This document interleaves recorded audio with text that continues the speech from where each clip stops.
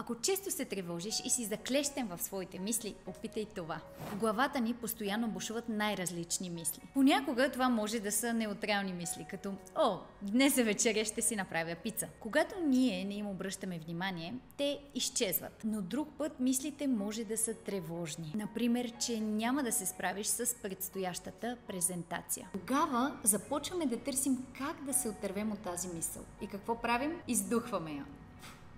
Когато мозъкът види, че реагираме на нещо, той приема, че това е важно за нас и започва да ни изпраща повече от същото нещо. И в последствие започваме да имаме повече такива натрапчиви мисли, от които искаме да се отървем. Така влизаме в един омагьосан кръг.